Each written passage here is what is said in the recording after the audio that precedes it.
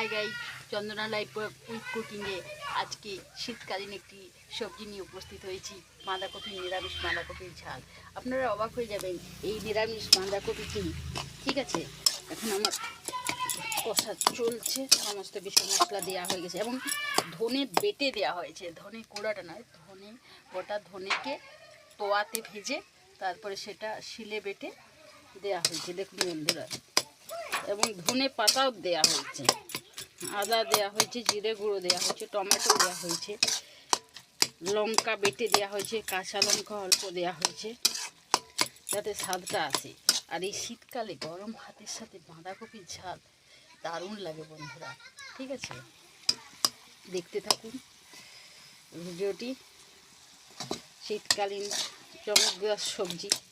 আলুটা মেশানো হয়েছে, কারণ আলুটা না দিলে কপিটা ঠিকঠাকভাবে পাক পাবে না।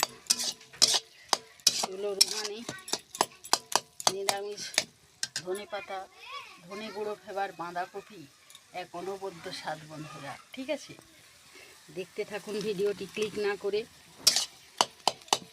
কি স্বাদ বন্ধুরা। অল্প চিনি দেওয়া হলো, লবণ দেওয়া হয়েছে, হলুদ গুঁড়োই দেওয়া হয়। সিদ্ধটা হোক বন্ধুরা। শীতকালীন এই সবজি খেতে যেমনি স্বাদ, রান্না করতেও আনন্দ। আর বাঁধাকপি যদি ভাতের পাতে থাকে বন্ধুরা, আর কি বলবো, আহ সেই স্বাদ।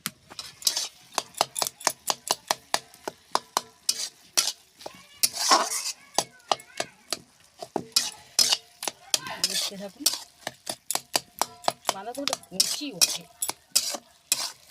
বেশ কচি বাঁধাকপি।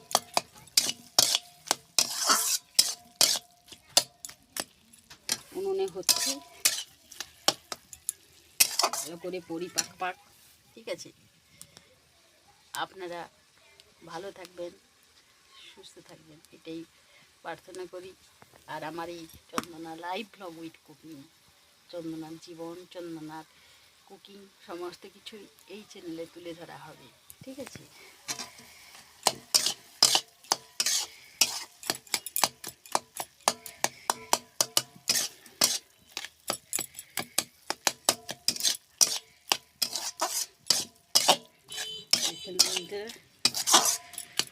নিরামিষ বাঁধাকপি।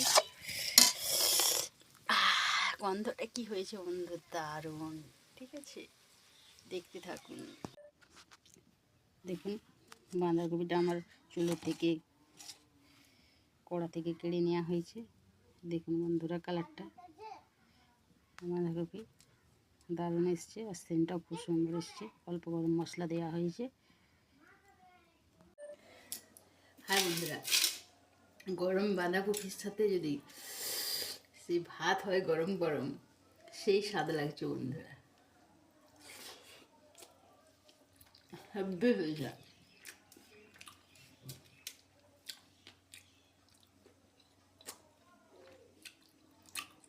বেশ স্বাদ।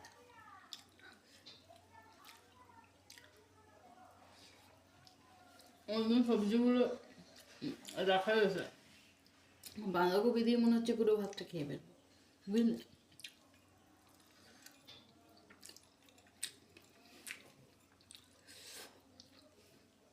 সেই স্বাদ লাগে।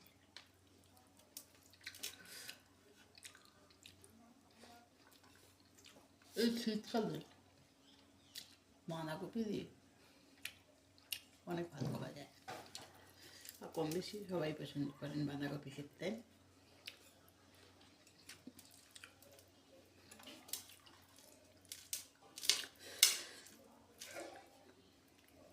হেব্বি লাগে। ভিডিওটি দেখবেন, পরিবারের পাশে থাকবেন। মনে হচ্ছে সব ভাতগুলো বাঁধাকপি দিয়ে খেয়ে দেবো, অন্য সবজিগুলো আর নেবই না।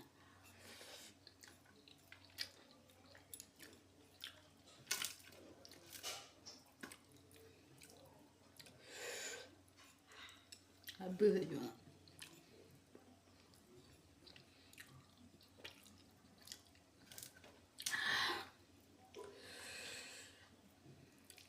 ঝালটাও বেশ হয়েছে।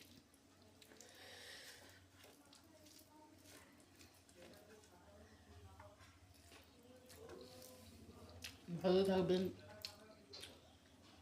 সুস্থ থাকবেন।